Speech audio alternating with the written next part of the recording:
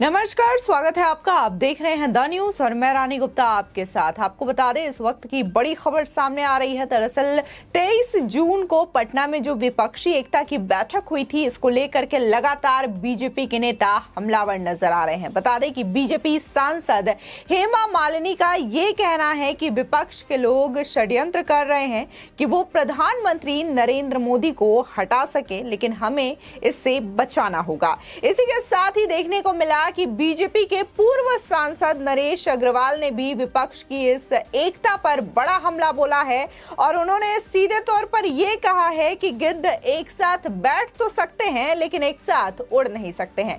तो वहीं देखने को मिला कि बीजेपी प्रवक्ता शहजाद पूनावाला ने तो इस महागठबंधन को सीधे तौर पर गठबंधन बता दिया है। उनका कहना है कि ये जो तमाम विपक्ष के नेता आज एक दूसरे के साथ बैठे हुए हैं, एक मंच साझा कर रहे हैं, वो सिर्फ और सिर्फ अपने अपने मुद्दों को लेकर के साथ आए हैं, अपने अपने कट और कमीशन को साथ लेकर के आए हैं। लेकिन जल्द ही लोग भी देख रहे हैं कि कैसे इस विपक्षी एकता का पुल ढह रहा है। बता दें कि देखने को मिला था 23 जून को पटना में विपक्षी एकता की मीटिंग हुई थी और कहीं ना कहीं 2024 के मुद्दे को लेकर के इसमें चर्चा होनी है और कहीं ना कहीं 2024 के लोकसभा चुनाव को लेकर के इस मीटिंग में चर्चा की गई है। लेकिन इन सब के बीच में विपक्ष में ही दरार पड़ती हुई दिखाई दे रही है। चाहे बात हम टीएमसी की करें, कांग्रेस की करें, आम आदमी पार्टी की करें या फिर सीपीआईएम की करें, कुछ ऐसे पार्टीज हैं जो कि आपस में नहीं बन पा रही है और जिसकी वजह से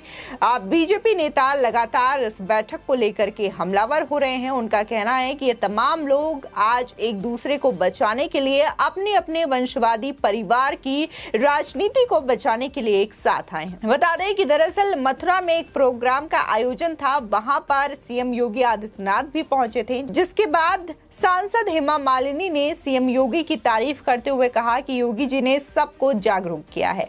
मैं सांसद नहीं बल्कि एक आर्टिस्ट भी हूं। कई लोग आते हैं जो आर्टिस्ट के तौर पर मिलते हैं, लेकिन जिस काम के लिए मैं सांसद बनी हूं वो काम कर रही हूं। मोदी जी अभी 2 टाइम और प्रधानमंत्री बने। विपक्ष के लोग जो षड्यंत्र कर रहे हैं कि कैसे मोदी जी को हटाना है, उससे बचाना है। बता दें, हेमा मालिनी ने 2024 में मथुरा से चुनाव लड़ने के सवाल पर कहा है कि पार्टी जो कहेगी वो मैं करूंगी। इसी के साथ ही देखने को मिला कि बीजेपी नेता व पूर्व सांसद नरेश अग्रवाल ने भी शुक्रवार को पटना में विरोधी दलों की बैठक को लेकर निशाना साधा है। नरेश अग्रवाल ने कहा है कि गिद्ध एक साथ बैठ तो सकते हैं पर एक हो नहीं सकते हैं। पटना की बैठक में शामिल होने वाले लोग विघटनकारी हैं। प्रधानमंत्री नरेंद्र मोदी गरीबी हटाओ की मुहिम चला रहे हैं, जबकि विपक्षी मोदी हटाओ की मुहिम में लगे हुए हैं। आपको बता दें कि पूर्व सांसद नरेश अग्रवाल ने कहा कि विपक्षी दल बताएं कि प्रधानमंत्री पद के लिए उनका उम्मीदवार कौन होगा। राष्ट्र की उन्नति को लेकर के विपक्षी अपना एजेंडा बताए, तभी उन्हें जनता से वोट मांगने का अधिकार मिलेगा। साथ ही उन्होंने कहा कि क्षेत्रीय दलों से देश को हमेशा नुकसान हुआ है। क्षेत्रीय दल सत्ता के आगे देश की चिंता नहीं करते। उन्होंने कहा कि प्रधानमंत्री नरेंद्र मोदी के नेतृत्व में भारत विश्व की तीसरी शक्ति बन गया है। भारत की लड़ाई पाकिस्तान से नहीं, चीन से है। उन्होंने कहा कि भारत को आजादी किसी एक दल की वजह से नहीं मिली है, बल्कि सबके प्रयासों, बलिदानों और संघर्ष से ये आजादी मिली है। उन्होंने कहा कि नई पीढ़ी को समझना पड़ेगा कि आजादी कैसे मिली। इसके लिए उन्हें गुलामी का इतिहास जरूर पढ़ाना चाहिए ताकि पता चल सके कि आजादी कैसे मिली है। साथ ही नरेश अग्रवाल ने कहा कि प्रधानमंत्री नरेंद्र मोदी देश को प्रगति पथ पर आगे ले जा रहे हैं और पूरे विश्व में भारत की शक्ति की चर्चा हो रही है। ऐसे में पूरे देश को एक साथ जुट रहकर प्रधानमंत्री के पक्ष में खड़ा रहना चाहिए। आपको बता दें कि इसी के साथ ही पटना में विपक्षी दलों की बैठक पर बीजेपी प्रवक्ता शहजाद पूनावाला ने भी हमला बोला।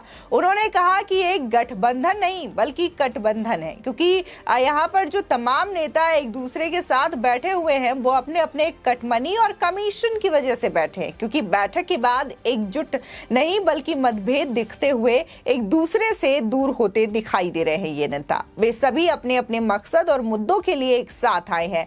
हर कोई देख रहा है कि विपक्षी एकता का ये पुल कैसे ढह रहा है। आपको बता दें कि इससे पहले भी बीजेपी के नेता लगातार इस महागठबंधन की बैठक को लेकर के हमलावर रहे हैं। शिवराज सिंह चौहान से लेकर के देवेंद्र फडणवीस, कई नेताओं ने इस मीटिंग पर बड़ा हमला बोला है और उनका कहना है कि ये सीधे तौर पर ये जो तमाम पार्टियां हैं कल तक एक दूसरे पर आरोप लगाती थी, लेकिन आज एक दूसरे के साथ नजर आ रही है। लेकिन ये जो वक्त है, ये जो साथ है, ज्यादा दिन चलने वाला नहीं है, क्योंकि एक बार फिर से 2019 की तरह इन्हें हार का सामना करना पड़ेगा और एक बार फिर से ये तमाम पार्टियां एक दूसरे पर आरोप लगाते हुए अलग अलग रास्तों पर चलने लगेगी। आपको बता दें कि 2019 में भी ऐसे ही महागठबंधन हुआ था और जिसमें यह दावा किया गया था कि इस बार मोदी को सत्ता से हटा फेंकेंगे और 2019 में विपक्ष की सरकार बनेगी। कहीं ना कहीं इसमें तमाम नेता नजर आए थे, लेकिन उनमें से कई सारे नेता 2024 के इस महागठबंधन में नजर नहीं आ रहे हैं। चाहे हम मायावती की बात करें या फिर अन्य कोई नेता की बात करें, बहुत सारे नेता हैं इसमें जो कि एक साथ नजर नहीं आ रहे हैं। इस बीच कई सारे नेता ऐसे भी हैं जिनकी आपस में मतभेद है और बातें तो ये विपक्षी एकता की करते हैं, लेकिन विपक्ष में ही एकजुटता नहीं दिखाई दे रही है। 30 जून को पटना में बैठक तो हुई है, लेकिन इस बैठक का शायद कोई निष्कर्ष निकलता हुआ नहीं दिखाई दिया था, जिसकी वजह से कई सारे नेता इसमें नाराज भी दिखे, चाहे ममता बनर्जी की बात करें या फिर अरविंद केजरीवाल की बात करें।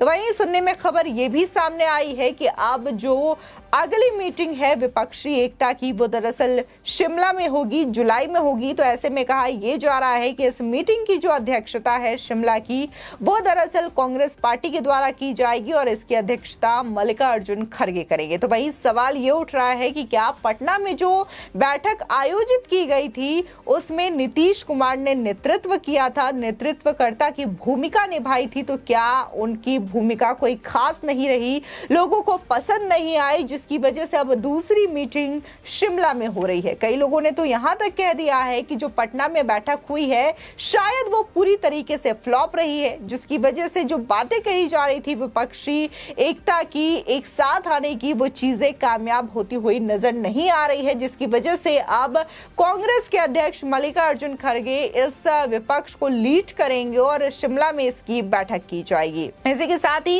यहाँ पर कई सारे ऐसे भी नेता नजर आए जो कि कल तक एक दूसरे पर बहुत ज्यादा गंभीर आरोप लगाते थे, लेकिन उन्होंने एक साथ मंच साझा किया। चाहे हम महबूबा मुफ्ती की बात करें, उमर अब्दुल्ला की बात करें, शरद पवार और उद्धव ठाकरे और इसी के साथ ही ममता बनर्जी, अरविंद केजरीवाल और राहुल गांधी, ऐसे कई नेता हैं जो कि एक दूसरे पर बहुत सारे आरोप लगाते रहे हैं, हमले करते रहे हैं, लेकिन वो इस मीटिंग में नजर आए हैं।